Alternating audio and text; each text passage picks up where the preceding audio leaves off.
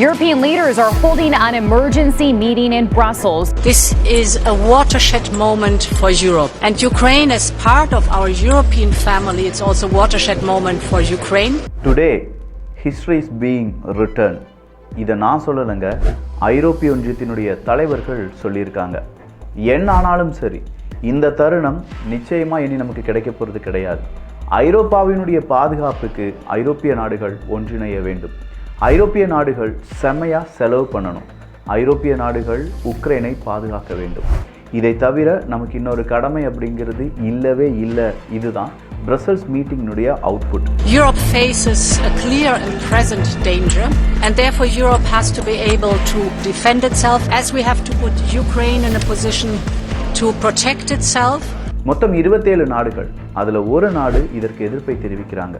அது வேற யாருமே கிடையாது, உக்ரைனுடைய எதிரியாக பார்க்கக்கூடிய ரஷ்யாவினுடைய நண்பனாக இருக்கக்கூடிய ஹங்கேரி ஐரோப்பிய ஒன்றியத்தில் ஒரு நாடாக இருந்தாலும் இன்னைக்கும் அவங்க வீட்டோ பண்ணியிருக்காங்க உக்ரைனுக்கான உடனடி உதவிகள் அப்படிங்கிறத.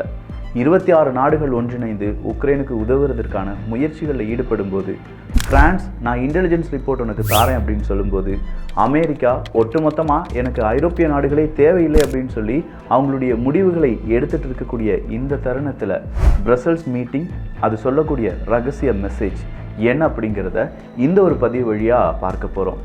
அன்பு தமிழஞ்சங்களுக்கு தமிழ் பொக்கிஷத்தின் வணக்கங்கள்.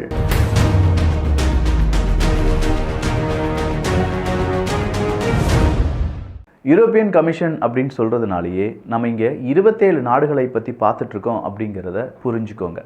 இந்த 27 நாடுகளில் ஏதாவது ஒரு நாட்டுக்கு சின்னதாக இவங்க எடுக்கக்கூடிய அந்த முடிவுகளில் மாற்று கருத்து இருந்தாலும் அதை வீட்டோ பண்ணிடுவாங்க. அப்படி இதை வீட்டோ பண்ணியிருக்காங்க ஹங்கேரி இதை வீட்டோ பண்ணுவாங்க அப்படிங்கிறது எல்லாருக்கும் தெரியும்.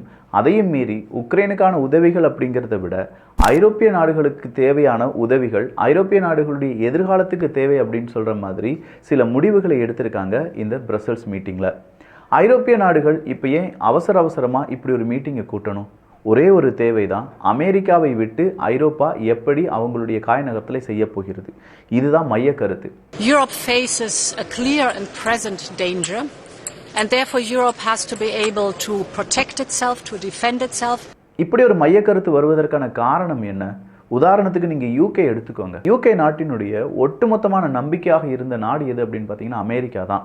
ஏன்னா யூகேனுடைய ட்ரைடண்டாக இருக்கட்டும், யூகேனுடைய பல சப்மரைன்ஸாக இருக்கட்டும், இது எல்லாமே அமெரிக்காவினுடைய உதவியுடன் செய்யப்பட்டது. யூகேனுடைய ட்ரைடண்ட் அப்படிங்கிற அந்த மிசைல் நிச்சயமாக அமெரிக்காவினுடைய சப்போர்ட் இல்லாமல் உருவாகவே ஆகாது அப்படின்னு சொன்னாலும் நம்ம நம்பித்தான் ஆகணும். அப்போது யூகேனுடைய அணு ஆயுத கோட்பாடுகள் இது எல்லாமே அமெரிக்காவை பேஸ் பண்ணி இருந்ததுனால இவ்வளோ நாள் யூகே அதை பற்றி யோசிக்காமல் இருந்துட்டாங்க.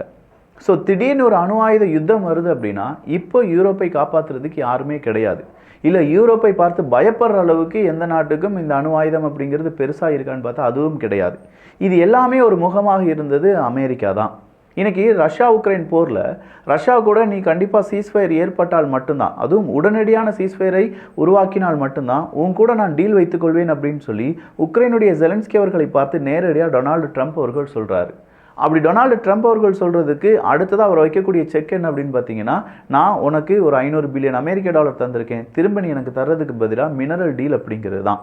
அந்த டீலை நான் கையெழுத்து போனால் கூட நீ சீஸ்ஃபயரை உருவாக்க வேண்டும் அப்படின்னு சொல்லி டொனால்டு ட்ரம்ப் அவர்கள் சொன்னது மேலும் பல சர்ச்சையை ஏற்படுத்தி இருந்துச்சு. அந்த சர்ச்சையை மேலும் ஸ்ட்ராங்காக்கும் விதமாக டொனால்டு ட்ரம்ப் அவர்கள் என்ன சொல்கிறாருன்னா, என்னுடைய இன்டெலிஜென்ஸ் ரிப்போர்ட் அப்படிங்கிறது உனக்கு வராது. நேற்றைய பதிவில் தெளிவாக பார்த்துருப்போம். இந்த இன்டெலிஜென்ஸ் ரிப்போர்ட் இல்லாமல் உக்ரைனால் செயல்பட முடியுமான்னு கேட்டால் கண்டிப்பாக இல்லை. அதனால தான் பிரான்ஸ் உட்பட பல நாடுகள் அமெரிக்கா இன்டெலிஜென்ஸ் ரிப்போர்ட்டை நிப்பாட்டினா என்ன, நான் உனக்கு தாரேன் அப்படின்னு சொல்லி கொடுக்குறாங்க. பட் பிரசல்ஸில் வச்சு அவசரமாக மீட்டிங்கை ஏற்படுத்தின கொஞ்சம் நேரத்திலேயே ஒரு நாட்டினுடைய தலைவர் ஸ்பெண்ட் அப்படின்னு சொல்லி ஒரு மெசேஜை ஃபார்வர்ட் பண்ணுறார். அது வேற யாருமே கிடையாது, டேனிஷ் பிரைம் மினிஸ்டர் தான். Spend more money on defence. இப்படி ஒரு வார்த்தையை எங்கேயாவது கேள்விப்பட்டிருக்கீங்களா?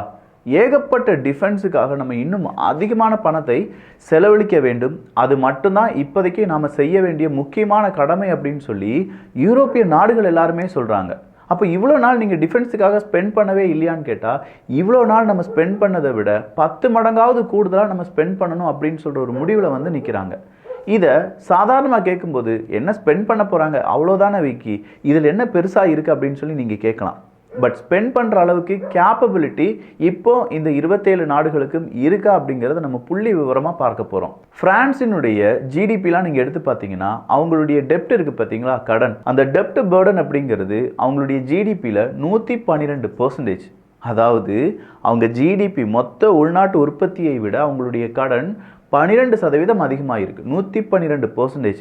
இது மட்டும் இல்லாமல் அதர் கண்ட்ரிஸ் அப்படின்னு சொல்லும்போது அவங்களுடைய ஜிடிபியில் டெப்ட் லெவல் அப்படிங்கிறது 100%. அவங்களுடைய உள்நாட்டு உற்பத்தி மொத்த உற்பத்தியும் அவங்களுடைய கடனும் அப்படியே இருக்கும், சரிசமமாக இருக்கும். அப்படிப்பட்ட நாடுகள் தான் Belgium, Greece, Spain, Italy, Portugal.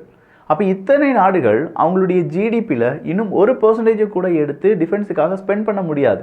ஏன்னா அவங்க 100% டெப்ட் கட்டிக்கிட்டே இருக்க வேண்டும். இப்படிப்பட்ட நாடுகளை வைத்து அமெரிக்காவுக்கு மாற்றாக நாங்கள் தான் அப்படின்னு சொல்லி மார்த்தட்டி சொல்ல முடியுமா? அப்போ மறுபடியும் ஸ்பெண்டு அப்படின்னு சொல்கிறாங்களே, இந்த இடத்துல அமெரிக்காவை தனிமைப்படுத்த வேண்டும் அப்படிங்கிறத ரொம்ப கண்ணும் கருத்துமாக இருக்காங்க. பைபிளில் எப்போதுமே ஒரு வார்த்தை சொல்லப்பட்டது என்றால் அது நடக்கும் அப்படிங்கிறது கூடுதலான நம்பிக்கை. அந்த வகையில் பார்க்க போனால் அமெரிக்கா வீழ்ச்சி அடையும், டாலர் வீழ்ச்சி அடையும், ஐரோப்பா அங்கே பெரிய அளவில் வளர ஆரம்பிப்பாங்க, யூரோ அப்படிங்கிற எக்கனாமி ரொம்ப பெரிய அளவில் வளர்ச்சி அடையும் அப்படிங்கிற ஒரு நம்பிக்கை இருக்கிறது. அப்போ இந்த நம்பிக்கை உண்மையாக வேண்டும் என்றால் அமெரிக்கா எப்படி டவுன் ஆகும்? நல்லா யோசிச்சு பாருங்க. அமெரிக்கா டவுன் ஆகணும் அப்படின்னா அமெரிக்காவினுடைய டிஃபென்ஸ் இண்டஸ்ட்ரி அப்படிங்கிறது கொலாப்ஸ் ஆகணும். America first world war, second world war எப்படி உலக வல்லரசாக மாறினாங்க?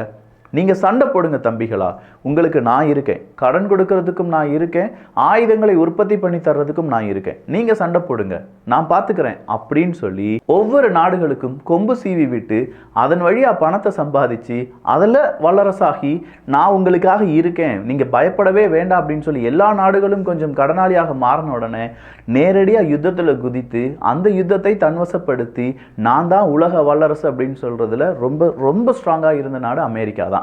அப்போ அவங்களுடைய டிஃபென்ஸ் கேப்பபிலிட்டி அப்படிங்கிறது ரொம்ப கூடுதலாக இருந்தது என்றால் இல்லை, மீதம் இருக்கும் நாடுகளை நீ டிஃபென்ஸுக்காக எதுவும் செய்யாத, உனக்காக நான் செஞ்சுக்கிறேன்னு சொல்லி என்டையர் யூரோப்புக்கு தேவையான டிஃபென்ஸை அமெரிக்கா பார்த்து கொண்டார்கள். அமெரிக்காவினுடைய நிறுவனங்கள் யூரோப்பில் இருக்கக்கூடிய எந்த நாட்டு தயாரிப்பு எடுத்து பாருங்க, அதில் அமெரிக்காவினுடைய சின்னதாக ஏதாவது ஒரு டெக்னாலஜி அதில் இருக்கும். இப்படிப்பட்ட தருணத்தில் இல்லை நாங்கள் அமெரிக்கா விட்டு விலகி நிற்க வேண்டும் அப்படிங்கிற ஒரு தருணம் இருக்குது, நாம் தனியாகவே இதெல்லாமே சாதிக்க வேண்டியதாக இருக்குது அப்படிங்கிற அந்த முடிவு தான் நேற்று பிரசல்ஸில் வச்சு எடுத்திருக்காங்க. யூரோப்பினுடைய லார்ஜஸ்ட் எக்கனாமி அப்படின்னு சொல்கிறது ஜெர்மனி தான். அவங்களுடைய டெப்ட் லெவல் அப்படிங்கிறது 62%. ஓகே, இன்னும் அவங்க கடன் வாங்குறதுக்கான வாய்ப்புகள் இருக்குது. அப்போ ஒரு நாடால் மட்டும்தான் இப்போதைக்கு யூரோப்பை காப்பாற்ற முடியும்னா அது ஜெர்மனியினுடைய அந்த ஜிடிபி வச்சுட்டுள்ள கால்குலேஷன் தான். அப்போ ஜெர்மனி, போலந்து போன்ற நாடுகள் மட்டும்தான் அங்கே கொஞ்சம் பிரிஸ்காக இருக்காங்க. ஆனால் இங்கே மறுபடியும் ஜெர்மனியை நம்புவதற்கு ஒரு ட்ரஸ்ட் இஷ்யூ அப்படிங்கிறது யூரோப்பு முழுவதுமாக இருந்துட்டு தான் இருக்குது. ஜெர்மனி எப்பெல்லாம் பெருசாகிறாங்களோ, ஜெர்மனியுடைய ஸ்ட்ராட்டஜி எப்பெல்லாம் மாற்றப்படுகிறதோ அந்த நேரங்களில் உலக நாடுகளிடையே ஒரு பதட்டம் அப்படிங்கிறது உருவாகும். ஏன்னா ஜெர்மனியினுடைய வரலாறு அப்படிப்பட்ட ஜெர்மனி இன்னைக்கு அவங்களுடைய ஸ்ட்ராட்டஜி அறிவிக்கிறார்கள், நாங்கள் டிஃபென்ஸுக்காக நிறைய பணத்தை ஸ்பெண்ட் பண்ண போகிறோம், எங்களுடைய ஜிடிபியிலிருந்து 5-6% இனிமேல் நாங்கள் டிஃபென்ஸுக்காக ஒதுக்க போகிறோம், இதனால் வரையிலும் நாங்கள் கடைபிடித்துட்டு வந்து அந்த டிஃபென்ஸ் ஸ்ட்ராட்டஜி அப்படிங்கிறது ஃபெயிலியர், இனி நாங்கள் புதுசாக உருவாக்க போகிறோம் அப்படின்னு சொல்கிறத சூளுரைக்கிறார்கள். அடுத்ததா இன்னைக்கு இத்தாலி என்ன சொல்லியிருக்காங்க? இத்தாலியினுடைய டெப்ட் ரேஷியோ அப்படிங்கிறது நம்ம பார்த்தோம் 100% கிட்டத்தட்ட.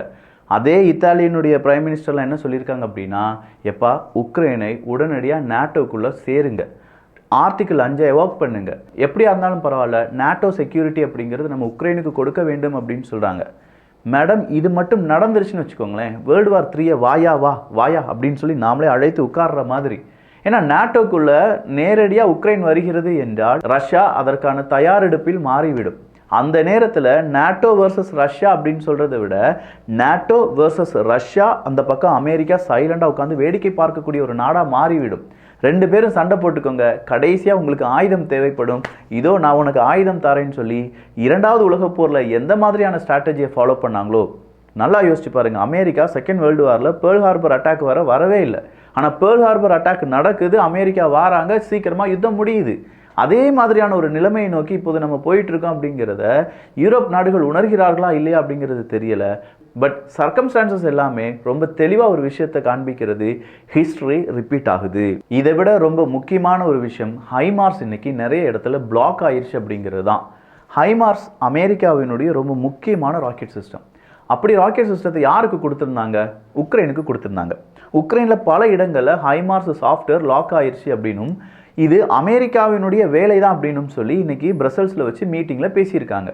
இந்த ஹைமார்ஸ் லாக் ஆனதுக்கும் அமெரிக்காவுக்கும் என்ன சம்பந்தம் அப்படின்னா, அமெரிக்கா இன்டெலிஜென்ஸ் ரிப்போர்ட்டை கொடுக்க மாட்டேன்னு சொல்லிட்டாங்க. இன்டெலிஜென்ஸ் ரிப்போர்ட் இல்லாமல் ஹைமார்ஸ் ராக்கெட் சிஸ்டம் எங்கே போய் விழுகணும் அப்படிங்கிறத உக்ரைனால் கண்டுபிடிக்க முடியுமா? முடியாது ராசாக்களா. ஏன்னா இந்த ஹைமார்ஸ் ராக்கெட் சிஸ்டம் அமெரிக்கா கொடுக்கக்கூடிய கோஆர்டினேட்டர் லாட்டிடியூட் லாஞ்சிடியூட்ல போய் விழுகணும் அப்படிங்கிற மாதிரி தான் செட் பண்ணப்பட்டிருக்கு. ஆனால் அமெரிக்கா தான் இப்போ இன்டெலிஜென்ஸ் ரிப்போர்ட்டை கொடுக்கலையே, அப்போ ஹைமார்ஸ் எப்படி ஆக்டிவேட் ஆகும் அப்படிங்கிற கேள்விக்கு ஹைமார்ஸை பிளாக் பண்ணிட்டாங்க. இப்போ யூரோப்பில் இருக்கக்கூடிய நாடுகள் கேட்குறாங்க, 3ல் 2 நாடு, நல்லா கவனிச்சுக்கோங்க, 3ல் 2 நாடு அவங்க வாங்க, இந்த 27 நாடுகள் இருக்காங்கல்ல, 27 நாடுகள் வாங்கக்கூடிய ஆயுதங்களில் 3ல் 2 ஆயுதங்கள் அமெரிக்காட்ட இருந்தால் வாங்கிட்டு இருந்தாங்க. அப்போ இந்த 3ல் 2 நாடு, 3 ஆயுதங்களில் 2 ஆயுதங்கள் அப்படின்னு சொல்கிறது எல்லாமே அமெரிக்காவிடமிருந்து வாங்கி குவிச்சிட்டு இருக்கோமே, நாளைக்கு ஒருவேளை போலந்தையோ லாத்வியா லித்துவேனியா எஸ்தோனியா போன்ற நாடுகளையோ ரஷ்யா அட்டாக் பண்ணும்போது நம்ம சிஸ்டத்தை எல்லாத்தையுமே அமெரிக்கா லாக் பண்ணாது அப்படிங்கிறது எந்த விதத்தில் நமக்கு கேரண்டி?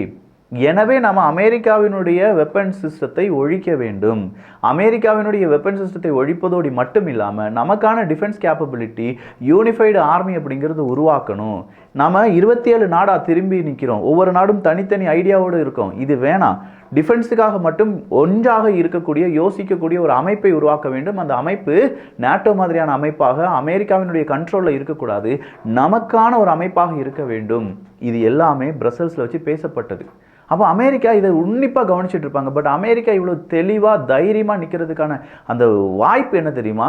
இவங்க கிட்ட இப்போதைக்கு போதுமான அளவுக்கு பணம் கிடையாது. இவங்க நாட்டுக்குள்ளே ஏகப்பட்ட பிரச்சனை.